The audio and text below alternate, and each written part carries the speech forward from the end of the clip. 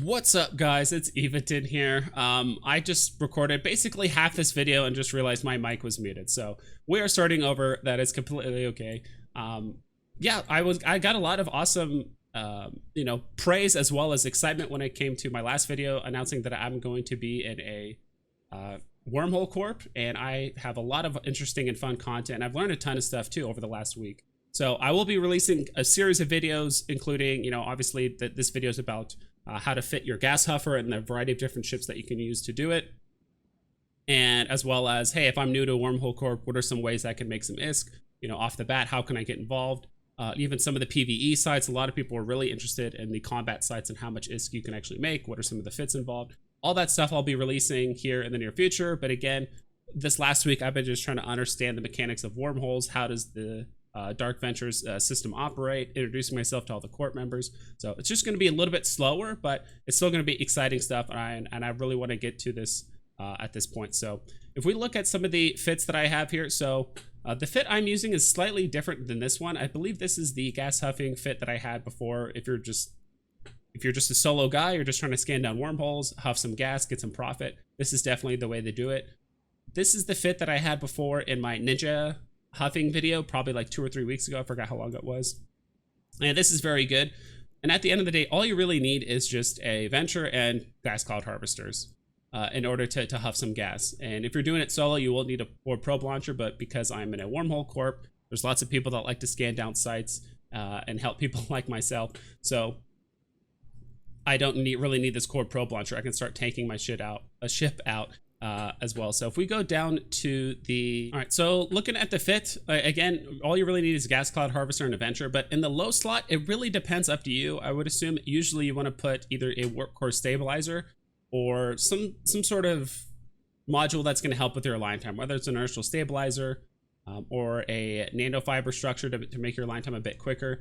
So those are kind of two different schools of thought. I just have a warp core stabilizer for now, just because that basically forces the assailant to basically have 2 T2 scrams in order to lock us down. So they basically have to have a warp core strength of 4 or higher in order to lock us down. Another way you can kind of view it, and this is like the very bare bones of it, is an align time. So this one, that last fit that we had an align time of 5 seconds because it was 4.04. This one, if we turn up our prop mod, with an inertial stabilizer and a small polycarbon engine housing, we actually have an align time of 3 seconds, which is pretty darn quick. So this one is kind of more about, hey, if there's an assailant that shows up, we want to be able to warp off rather than on our align time being slower, and just hopefully being able to just shake off a scram or two on top of us. So it really depends on what you value. So I did the polycarbon engine housing instead of the one that does strictly align time, because it's, I feel like it's kind of overkill with the align time. Plus it gives us some extra speed. So if we actually turn this off, you'll see our speed goes down by a bit. This next fit is really interesting. This fit will actually allow you to solo gas huff some of the C5 and C6 instrumental gas sites, which are extremely rare. They have the Fullerite C320, which is I think like the most expensive gas in the game, and it's really needed for some of the high-end reactions. So it's super expensive, and you can easily get, I'm trying to remember how much it is, but like in a Venture, you can easily get north of 100 million, maybe even more. And so as I'm looking at some of this fit, this obviously just values high speed, because those instrumental gas sites actually have battleship NPCs that just chill there. But if you're actually able to build up enough transversal velocity around the cloud, you should be fine. I haven't been able to test it because in my Wormhole Corp, whenever an instrumental gas site shows up, we have a lot of people on dock and end up just kind of crushing the entire site within like 15, maybe 30 minutes most. So, and at that point, we're bringing ships to end up killing their battleships. So in that case, I'm not using the ship that much. And even if you were like a solo gas huffing Venture, you would pretty much have to have a separate dedicated Venture for a specific fit just like this, which I don't think would service a lot of people, but I figured I would just show you guys because it's kind of an interesting fit for some really high-end gas harvesting content. All right, and so that's pretty much all the fits for the Venture. Before we start looking at the Prospect and some other potential gas huffing ships, I wanted to show you this tip that I actually learned from some of the Wormhole Core guys, and it's really, really cool. So this is basically that little bookmark right there. That's like the warp-in point for the gas site. So when you're looking at a gas site like this, the hitbox for the gas sight, as you can see, is pretty massive. Like, we're actually pretty far away from where the central part is of the gas cloud. And so we actually have a corp member right here. And one of the easiest ways is obviously just get away from the warp in point, because if someone was to come and gank you in your venture, that's probably where we're going to warp into. As you can see, now we actually have some NPCs finally showing up. But as we're looking, we're going to have to leave here in a second. But one of the cool tricks that they actually showed us was that you can actually get closer to the center of the gas cloud as we're moving in. And so this actually does two things. One, it'll actually take you away from the center of the warp in point of where the guys are coming in to come and gank you. But also, two, if someone's in a cloaked ship, you actually have a pretty big buffer of like cushion before they get decloaked. Because right now the gas cloud is so massive, it's about 20 or 30 kilometers big. So in order for a cloaked ship to get on top of you and be able to scram you, they would have to basically break their cloak about 25 kilometers away and then have to start burning towards you the entire time. So right now we're actually getting shot, so we should probably get out of here, but that's kind of a cool tip I wanted to show for you guys here in the meantime. All right, we'll go ahead and take a look at my prospect fit, and this is my personal fit. This isn't like a Fleet Doctrine fit or anything like that. And again, my fits aren't meant to be like 100% cookie cutter for the most part.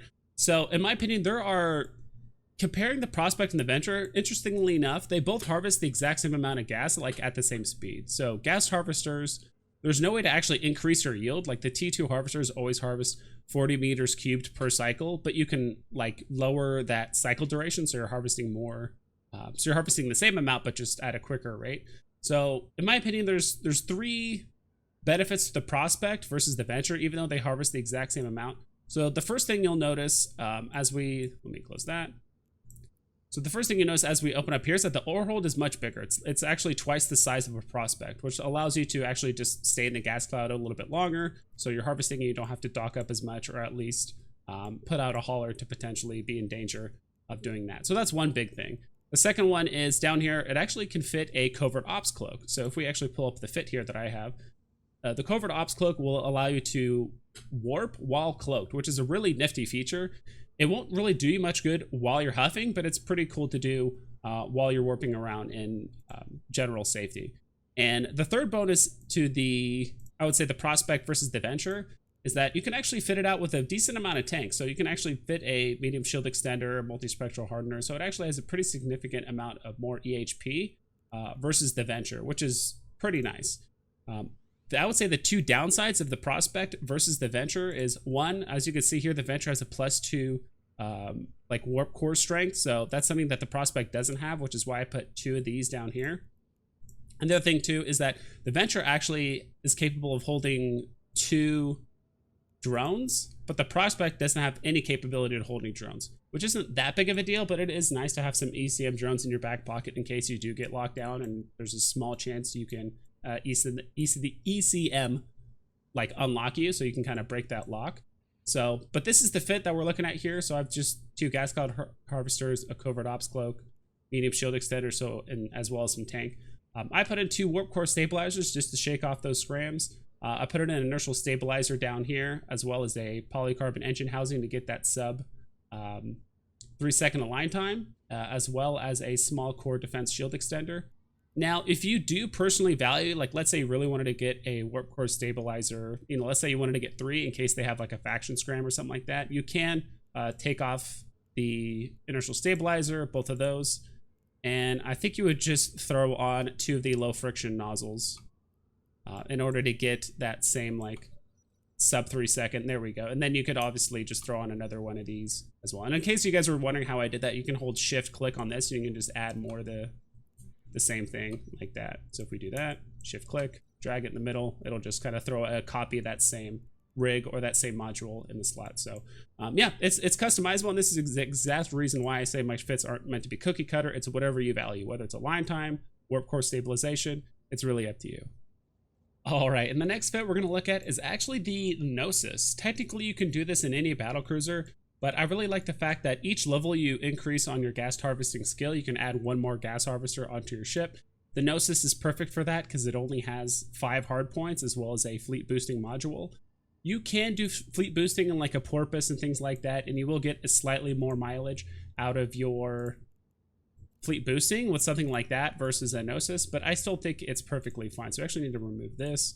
And in case you didn't know, the laser optimization charge actually benefits from gas huffing. So if we actually look at the charge info, it says duration and capacitor bonus. The capacitor bonus use isn't that big of a deal, but the fact that we could actually reduce the duration by 15%, at least with my mining like fleet boosting skills, it's like 26% or so. So that's a really big boost in the meantime. This is the fit I have basically set up. You can fit 5 gas cloud harvesters in the high slots. I've got some cargo expanders to actually fit that gas. I do have a warp scrambler because occasionally we do have people show up that do try to gank us, and I would like to be able to lock them down until help arrives. We do have a multispectral, micro warp drive, the whole deal. You can fit this out to obviously just remove these and just fit some cargo, like expanded like cargo holds. You would probably have to remove one of these large shield extenders to make it work. But this fit is very flexible. I really like the Gnosis. I like the fact that I can actually fleet boost everyone as well as harvest. Personally, the fit that I'm running right now, when I'm not like harvesting, I like to be able to actually defend myself as well as being able to fleet boost everyone in the group.